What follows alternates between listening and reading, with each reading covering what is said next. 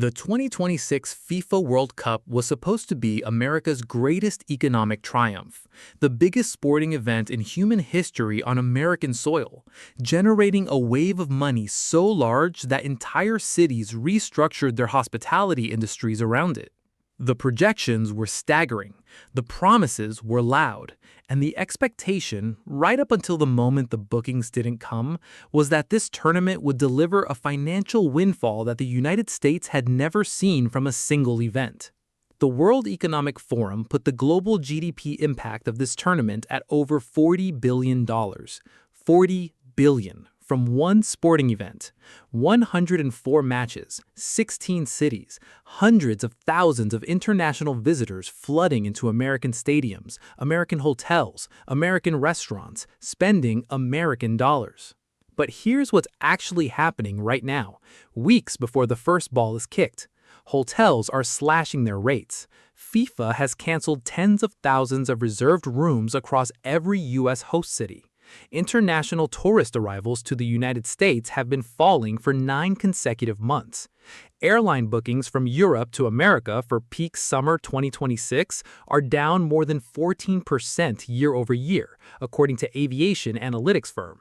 And the tourists who were supposed to be filling those hotels, those stadiums, those city streets, a significant number of them have quietly made a different decision. They're going to Canada. They're going to Mexico, and the $40 billion that was supposed to flow through the American economy is going somewhere else. This is one of the most significant economic stories of the 2026 World Cup, and almost nobody is telling it plainly. Let's go through exactly how this happened, because it didn't happen overnight, and it didn't happen by accident. Start with the numbers that were on the table before any of this went wrong. The projections published in March 2025 estimated the tournament could generate up to $40.9 billion in global GDP and create 824,000 full-time jobs worldwide. Those numbers were built on assumptions about visitor volumes, spending patterns, hotel occupancy, and the general attractiveness of the United States as a destination for international tourists arriving specifically for football. For the U.S. host city specifically, the figures were enormous. New York and New Jersey projected a $3.3 billion economic impact from their matches, including the July 19th final at MetLife Stadium. Los Angeles County projected up to $594 million from 8 matches alone. Dallas, hosting more matches than any other U.S. city, projected between $1.5 and $2.1 billion. Atlanta projected $1 billion. Seattle, nearly $929 million. Boston, $1.1 billion. Airbnb alone projected $2.6 billion in combined guest spending across U.S. host cities, with the average host earning $4,000 during the tournament. Hotel rates in Los Angeles were projected to jump by up to 90%, reaching around $480 per night from a typical $227, as demand overwhelmed supply. That was the plan. Hotels blocked their rooms, restaurants hired extra staff, city governments passed tourism budgets. The entire American hospitality industry positioned itself for what one executive called the single greatest tourism event in U.S. history. And then the world stopped wanting to come to America. The numbers that started arriving through late 2025 and early 2026 were not what anyone in the hospitality industry wanted to see. Overall, foreign tourist arrivals to the United States fell by 5.4% in 2025, the sharpest non-pandemic decline since 2017. Canadian visitors, the single largest source of foreign tourists to America, dropped by nearly 30% in 2025. They didn't stop traveling, they stopped traveling to the United States specifically. Cross-border trips by car from Canada fell dramatically. Some hotels near the U.S. border started offering Canadian currency parity deals just to fill rooms. It wasn't just Canada. Travel from Australia, India, and Western Europe also declined. Airline bookings from Europe to America for peak summer 2026 are down more than 14% compared to the same period a year ago, according to aviation analytics firm. Tourism Economics Director Aron Ryan told the Financial Times there were multiple causes, but named one that stood above the rest. There was concern about ticket prices, he said, concern about border crossings, and concern about anti-U.S. sentiment, a wariness that he said had been made significantly worse with the Iran conflict. Lior Sekler, chief commercial officer at HRI Hospitality, was even more direct. She said that people's desire to come to the United States right now is simply down, and she pointed the finger directly at the political climate. Professor Bob Heer of the University of North Texas in the city set to host 9 World Cup matches, more than any other American venue, was the most blunt of all.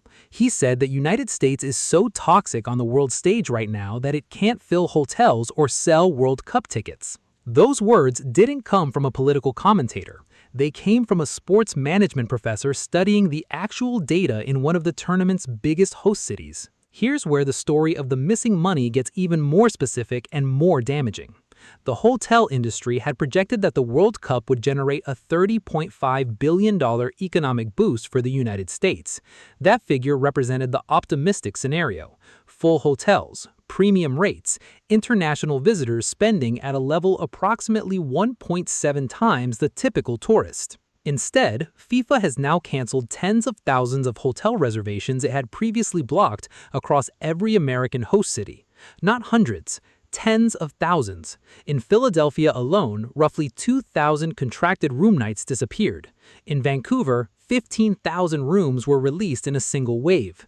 Across all 16 host cities, the same pattern. And the rooms that were released aren't being snapped up, they're sitting empty, or being listed at rates dramatically below what was originally projected. In some U.S. host cities, World Cup hotel rates are running below where they were during normal peak summer periods, the opposite of the 90% surge that was supposed to make this the most lucrative month in American hospitality history. Meanwhile, in Toronto, something different is happening. BMO Field, now renamed Toronto Stadium for the tournament, has been upgraded with a $157.9 million investment. The city's fan festival at Fort York is being built out to accommodate hundreds of thousands of visitors across the group stage.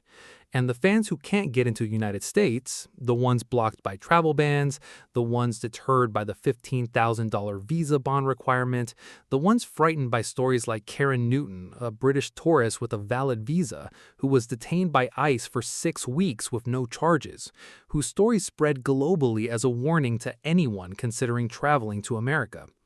Many of those fans are choosing Toronto instead. Over 50% of Toronto's residents were born outside Canada. Every nation in the World Cup has a diaspora in that city. And for international fans who can't or won't go to the United States, Canada offers World Cup football without the friction. No U.S. visa required, just a Canadian ETA. The city is positioning itself as the welcoming face of this tournament, and the early bookings suggest the message is getting through. Mexico's advantage is different but equally significant. El Estadio Azteca hosts the opening match on June 11th. Nearly 90,000 fans, the most famous football stadium in the world. And for Mexican supporters, Latin American fans, and the enormous Spanish-speaking diaspora across North America, Mexico offers something the United States simply cannot: a football culture that is embedded in the national soul, and a host city experience built around that passion rather than built around corporate hospitality packages. The economic mechanics behind the shift are worth understanding clearly, because the $40 billion global figure doesn't care where the money lands. It counts spending in all 3 host countries. When a fan from Colombia decides to watch their team in Toronto instead of flying to Houston, the global GDP figure barely moves, but the distribution of that money changes dramatically. It moves from American hotels, American restaurants, American transport systems, and American city tax revenues into Canadian ones.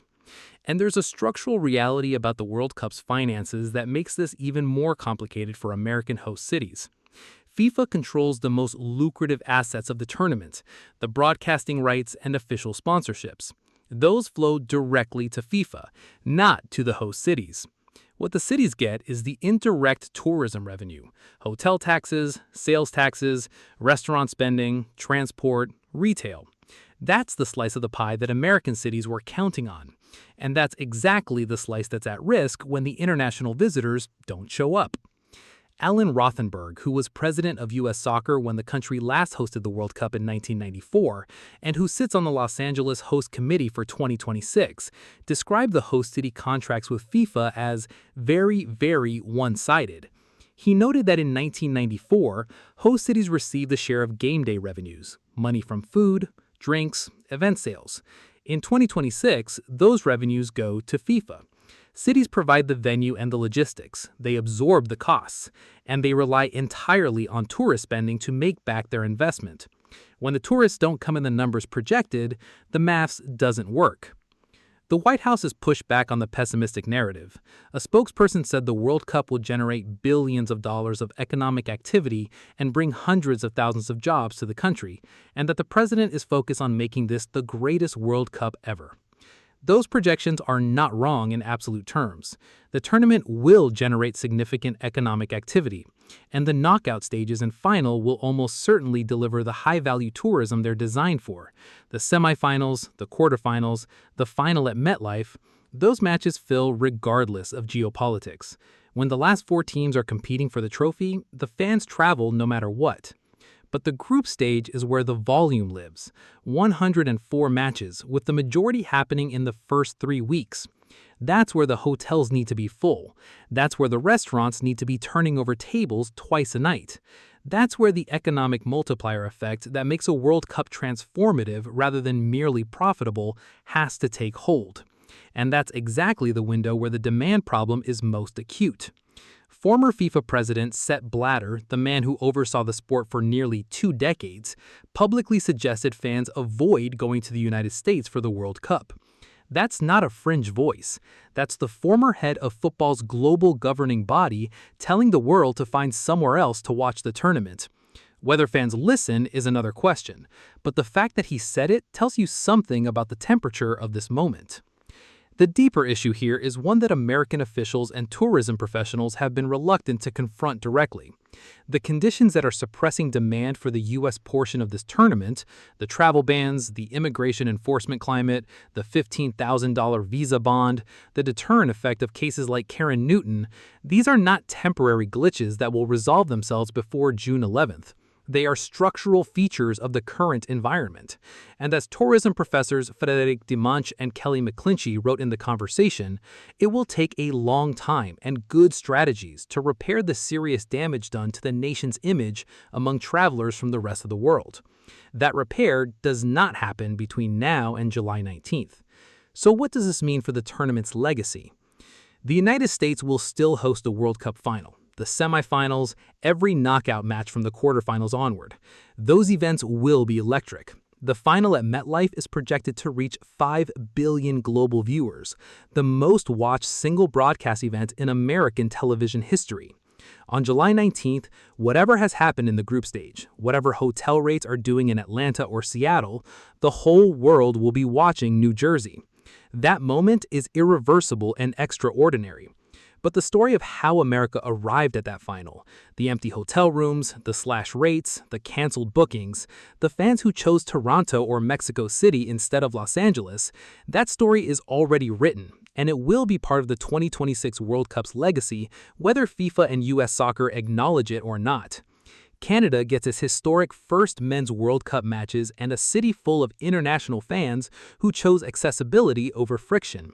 Mexico gets the opening night of the greatest tournament in football history at the most iconic stadium on earth, and the United States gets the final and 30,000 empty seats at its own opening match. The $40 billion was always going to be distributed across 3 countries. What nobody calculated was just how uneven that distribution would become, and which direction the imbalance would run. So here is the question I'll leave you with. Do you think the United States will still generate the economic impact it promised from this World Cup? Or has the damage to America's image as a welcoming destination already been done? And will it be Canada and Mexico who end up writing the real economic story of 2026? Drop your answer in the comments. This conversation matters beyond football. If you want every major story from the 2026 World Cup covered this deeply and this honestly, subscribe and come with us all the way to the final in July. This story is still developing, and as always, football never stays quiet for long. See you in the next one.